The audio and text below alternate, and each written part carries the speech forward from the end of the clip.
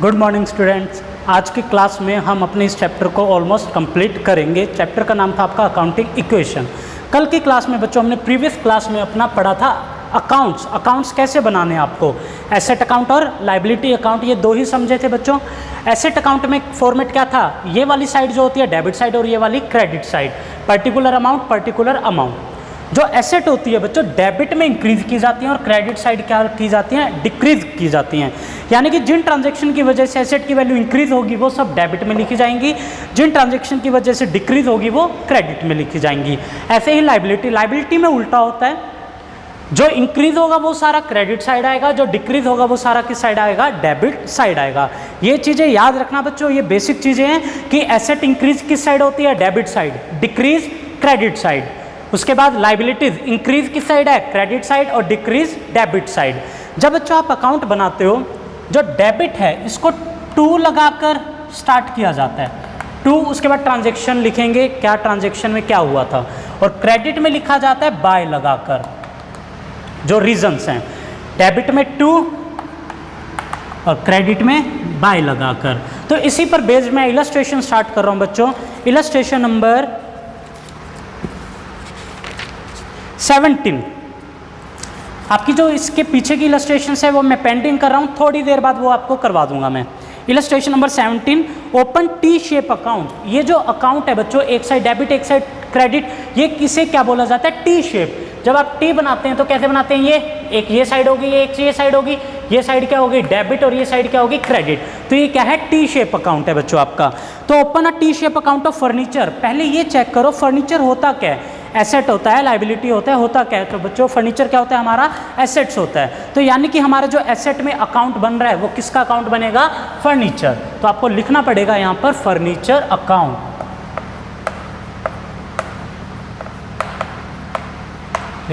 तो बच्चों जब फर्नीचर की वैल्यू इंक्रीज होगी वो सब डेबिट में लिखनी है, डिक्रीज होगी तो वो क्रेडिट में। चलो फर्स्ट ट्रांजैक्शन फर्नीचर परचेज। अब बच्चों जब आप फर्नीचर परचेज करोगे तो फर्नीचर आएगा, यानी कि बिजनेस में फर्नीचर की वैल्यू क्या होगी, इंक्रीज होगी। तो फर्नीचर एसेट है, इंक्रीज किस साइड लिखना है, डेबिट साइड। जब बच्चों फर्नीचर आएगा आपका कैश भी तो जाएगा, तो यानी कि जो रीजन हुआ वो क्या हुआ, टू कैश। यानी कि फर्नीचर आ रहा है कैश की वजह से। जो अमाउंट है ये है बच्चों amount 20,000 rupees. Second transaction furniture sold. जब आप सेल कर रहे हो तो वैल्यू क्या होगी फर्नीचर की, डिक्रीज हो जाएगी। तो सेल करके कैश आएगा, तो ये हो गया बाय कैश। अब ब्रैकेट में लिख सकते हो परचेज और यहाँ ब्रैकेट में सेल। अब ये सेल कितने का हुआ है आपका, 5,000 रुपीज का। नेक्स्ट फर्नीचर अगेन परचेज, फिर परचेज हुआ है तो वैल्यू इंक्रीज होगी 2 कैश के नाम से, और अमाउंट कितनी है यहाँ पर 8,000 रुपीज। नेक्स्ट ट्रांजेक्शन में कह रहा है ओल्ड फर्नीचर डिस्कार्ड, तो वैल्यू कम होगी, फर्नीचर डिस्कार्ड के नाम से आप लिखना इसे। ये अमाउंट है 2,500 rupees. Next value of furniture reduce हुई है बच्चों। रिड्यूस किस वजह से होगी, आपने यूज किया होगा, यूज करके जो आप वैल्यू रिड्यूस करते हो उसको क्या बोलते हैं, डेप्रिसिएशन। तो बाय डेप्रिसिएशन, मैं डेप्रिसिएशन को दोबारा से बता रहा हूँ। डेप्रिसिएशन क्या होता है, मैंने एग्जांपल भी लिया था, कार परचेज की 10 लाख रुपीज़ की, 1 साल यूज़ करी तो उसकी वैल्यू 10 लाख नहीं रहेगी।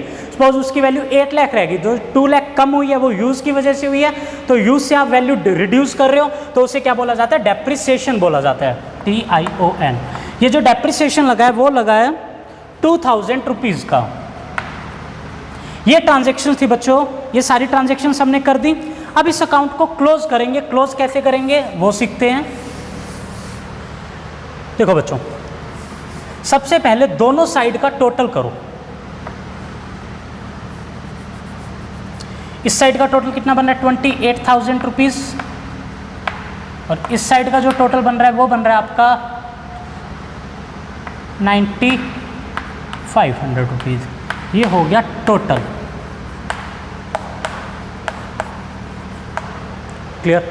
अब बच्चों ये टोटल डेबिट है, डेबिट का मतलब इंक्रीज। टोटल मेरे पास फर्नीचर इंक्रीज हुआ था परचेज की वजह से 28,000।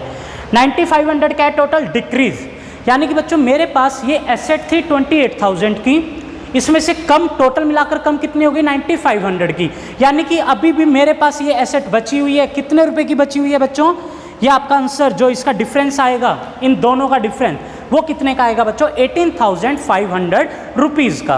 18,500 इतने की थी, इतने की मैंने सेल कर दी, डिस्कार्ड कर दिया, डेप्रिसिएशन लगा दिया इतना, तो जो बैलेंस बचेगा वो कितना बचेगा 18,500 रुपीज़। अब इस बैलेंस को किस साइड लिखना है वो पॉइंट आ रहा है बच्चों, जिस साइड कम है, इस साइड कम है तो इस साइड बैलेंस कितने का बैलेंस 18,500 रुपीज़ का। जिस साइड कम होगा बच्चों, जितने से कम होगा उस साइड लिखना है बैलेंस लिखकर, इस साइड होता तो यहाँ बैलेंस लिखकर यहाँ लिखते आप। अब इसको क्लोज, इस अकाउंट को क्या करोगे आप क्लोज करोगे। जब भी बच्चों अकाउंट क्लोज किया जाता है तो डबल अंडरलाइन किया जाता है। डबल अंडरलाइन लगाने का मतलब अब ये अकाउंट में कोई और ट्रांजैक्शन नहीं है इस साल, ये आपका क्या हो गया क्लोज हो गया।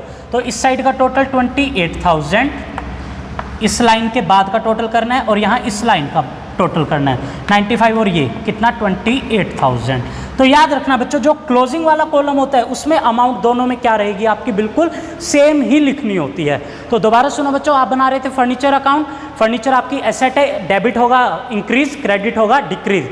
इंक्रीज कब होगा आपने परचेज की कैश के नाम से, डिक्रीज कब होगा सेल की, डिस्कार्ड किया और डेप्रिसिएशन लगाया। टोटल परचेज हुआ 28,000 का, टोटल कम हुआ इतने का, तो जो बैलेंस बचा इस साइड बच रहा है कितने का 18,500। उसके बाद आपको अकाउंट क्लोज करना है डबल अंडरलाइन से। अगला बच्चों इलस्ट्रेशन नंबर 18th में बच्चों आपसे पूछ रहा है open T shape account of creditor Sanjay. Creditor क्या होते हैं बच्चों एसेट या लाइबिलिटी, लाइबिलिटी। जो क्रेडिटर का कॉलम था वो लाइबिलिटी साइड था। क्रेडिटर का मतलब है मुझे इसके फ्यूचर में रुपए पे करने हैं, तो जो क्रेडिटर है वो आपकी क्या होता है लाइबिलिटी, और क्रेडिटर का नाम है संजय। तो ये बन रहा है संजय अकाउंट, ठीक है। ये हमारा क्या है क्रेडिटर, क्रेडिटर का मतलब लाइबिलिटी। तो बच्चों लाइबिलिटी में क्या होता है decrease debit side, increase credit side. अब बच्चों संजय का बैलेंस इंक्रीज कब होगा जब मैं इससे सामान खरीदता रहूंगा उधार पर। आज मैंने 1 लाख का खरीदा, कल 2 लाख रुपए का खरीदा, तो टोटल मुझे इसके कितने रुपए देने होंगे 3 लाख। फिर मैंने इसको पे कर दिया, पे करने से बैलेंस क्या होगा कम होगा। मैंने इसको कुछ गुड्स वापस कर दिए, सपोज मैंने 1 लाख रुपीज़ के परचेज किए थे, मुझे 20,000 रुपये के ऐसे गुड्स लगे जो डिफेक्टिव थे, तो मैं इन्हें क्या करूंगा रिटर्न करूंगा। तो रिटर्न से क्या फ़र्क पड़ेगा 1 लाख का खरीदा था 20 का वापस कर दिया, तो उसका बैलेंस कम हो गया, मुझे कितना पे करने पड़ेगा 80,000। तो यहाँ पर आपको इंक्रीज और डिक्रीज के रीजंस मिलेंगे। तो फर्स्ट ट्रांजेक्शन सुनो, purchase goods from Sanjay on credit. जब आपने संजय से परचेज किया है तो उसका बैलेंस इंक्रीज होगा, लाइबिलिटी बनेगी आपकी, तो लाइबिलिटी इंक्रीज किस साइड होगी क्रेडिट। किस वजह से परचेज की वजह से, तो बाय परचेज कितने रुपए का 40,000 rupees. Next paid to Sanjay, आपने पेमेंट कर दी, पेमेंट से संजय का बैलेंस क्या हो जाएगा कम, पेमेंट किए 20,000, तो टू कैश की वजह से 25,000 ये हो गया कम। उसके बाद अगेन परचेज, जब फिर परचेज करोगे उसका बैलेंस फिर इंक्रीज हो जाएगा, तो बाय परचेज एंड इस बार अमाउंट है 16,000 रुपीज। फिर गुड्स रिटर्न टू संजय, मैंने बच्चों इससे गुड्स खरीदे थे वापस किए हैं, तो वापस करने से संजय का बैलेंस क्या होगा कम, तो इस साइड लिखना है टू परचेज रिटर्न के नाम से, परचेज रिटर्न, और ये अमाउंट है रिटर्न की 2,000 rupees. Next paid to Sanjay, जब आप पेमेंट करोगे फिर उसका बैलेंस कम हो जाएगा। पेमेंट कितने की कर रहे हो इस बार 20,000 रुपीज़ की। ये बच्चों आपने सारी ट्रांजेक्शन लिख ली, अब इसको क्लोज करते हैं। तो क्लोज करने के लिए मैंने बताया था पहले टोटल करो, बिल्कुल सामने करना बच्चों, पैरेलल करना, टोटल इस साइड का टोटल देखो 25,000 और 20,000 45 टू 47,000,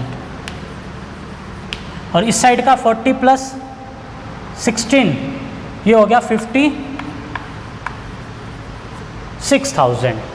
क्लियर बच्चों, एक हो गया 47 और 56। अब बैलेंस देखो किस साइड कम आ रहा है, इस साइड कम आ रहा है, कितने रुपए से 9,000, तो इस साइड लिखोगे बैलेंस अमाउंट 9,000। अब इसको डबल अंडरलाइन करके क्लोज कर दोगे, टोटल रहेगा 56,000 इस कॉलम में और इन दोनों का अमाउंट 56,000 इस कॉलम में। तो ये था बच्चों आपका T shape account. T shape account में एसेट और लाइबिलिटी अकाउंट ही हमने सीखा है। अगला आ रहा है बच्चों एक्सपेंस और इनकम के बारे में। जैसे एसेट का बच्चों डेबिट इंक्रीज और क्रेडिट डिक्रीज होता है, ऐसे ही बच्चों एक्सपेंस का भी होता है। एक्सपेंस भी क्या होंगे, डेबिट साइड इंक्रीज और क्रेडिट साइड डिक्रीज।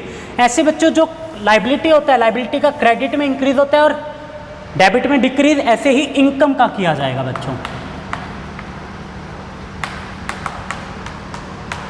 क्या तो याद रखना एसेट और एक्सपेंस, दोबारा सुनो, एसेट और एक्सपेंस दोनों इंक्रीज होंगे, डेबिट साइड डिक्रीज होंगे क्रेडिट साइड, और लाइबिलिटी और इनकम्स वो इंक्रीज होंगी क्रेडिट साइड और डिक्रीज होंगी डेबिट साइड। ये था बच्चों। अब आपको मैं थोड़ा शॉर्ट में लिखवा रहा हूं, देखो जो एसेट्स और एक्सपेंस ये हैं बच्चों इंक्रीज और डिक्रीज। इंक्रीज किस साइड किया जाएगा, डेबिट साइड, और डिक्रीज किस साइड किया जाएगा, क्रेडिट साइड। अब लाइबिलिटीज और इनकम्स,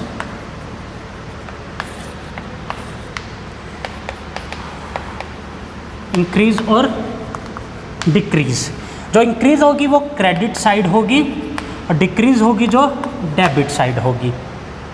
ये था बच्चों इंक्रीज और डिक्रीज। अब जो मैंने इलस्ट्रेशन आपको पेंडिंग की थी, मैंने कहा था बाद में करवाता हूँ, वो निकालिए इलस्ट्रेशन नंबर 14।